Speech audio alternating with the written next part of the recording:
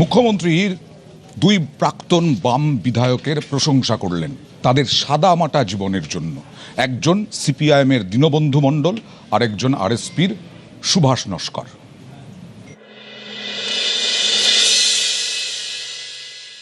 মহিষাদলের প্রাক্তন বিধায়ক দীনবন্ধু বাবুর কে দেখেছি এখনো প্রত্যেক দিন সাইকেল চালিয়ে যাতায়াত করেন। মুখ্যমন্ত্রীর নিজের জেলা পূর্ব মেদিনীপুরের মহিষাদলের বাসিন্দা দীনবন্ধু মণ্ডল, বয়স 84। শিক্ষকতা করতেন, রাজনীতিতে বামপন্থী।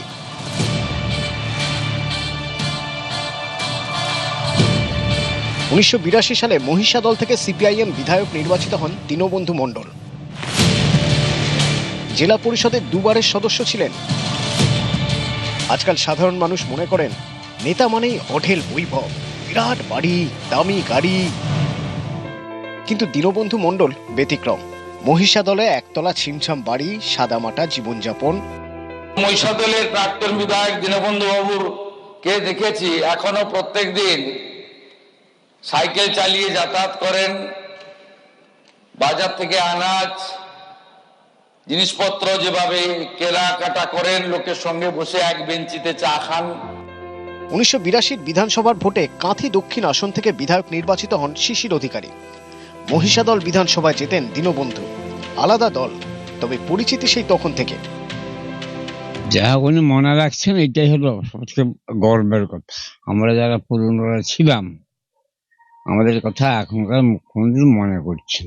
যে আমার বাবা ছিলেন একই সঙ্গে আমার সঙ্গে বিধানসভা সদস্য, নিশ্চয়ই তো গর্বের কথা। এটা হওয়া উচিত যে যে রাজনীতি করুক সবাই যেন সম্পর্কটা ভালো থাকে, এটাই হওয়া উচিত। রাজনীতি করতে গেলে যে শুধু নিজেদের আখের গোছাতে নেই, সাধারণ জনগণের মধ্যে মিশে থাকতে হয়। আর জনগণের কল্যাণই যে তার মূল মানব সেবার মন্ত্র হওয়া উচিত, সেটা মাননীয় দীনবন্ধু বাবুকে দেখলে বোঝা যায়। কিন্তু আজকালকার দিনে দীনবন্ধু বাবুকে যদি আমরা সত্যি দৃষ্টান্ত বা প্রেরণাস্বরূপ নিই, তাহলে অন্তত এই যে চুরি দুর্নীতিতে আমাদের রাজ্য বা দেশ বা পৃথিবীরও বিভিন্ন অঞ্চল ভারাক্রান্ত, সেখান থেকে আমরা মনে হয় কিছুটা মুক্তি বা নিষ্কৃতি পেতে পারি।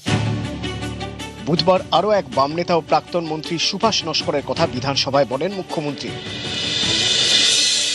সুভাষ নস্কর দক্ষিণ 24 পরগনার বাসন্তীর কুমড়োখালীর বাসিন্দা। আরএসপির 7 বারের বিধায়ক ছিলেন। 2005 থেকে 2011 পর্যন্ত সেচ মন্ত্রীর দায়িত্বও সামলেছেন। এই যে নিজে হাতে বাজার করেন, প্রতিদিনই বাজারে আসেন, বাজার করেন। কাকু কেমন আছেন? কাকু ভাবে হেঁটে ঘুরে বেড়াচ্ছেন। 7 বছর মন্ত্রিত্ব সামলেছেন। মানুষের সঙ্গে মেশেন, নিত্য বাজারে যান। মন্ত্রী ছিলেন সুভাষ নস্কর। তাকে দেখছিলাম যে তিনি স্টেশনে বসে আছেন, রেল স্টেশনে। তাকে একজন সোশ্যাল মিডিয়া ভাইরাল করেছে। বুধবারই প্রাক্তন বিধায়কদের ভাতা বৃদ্ধির কথা ঘোষণা করেন মুখ্যমন্ত্রী। আমাদের প্রাক্তন বিধায়কদের যে চিকিৎসা ভাতা 6,000 টাকা ছিল, সেটা বাড়িয়ে আমি 10,000 টাকা করার ঘোষণা করলাম।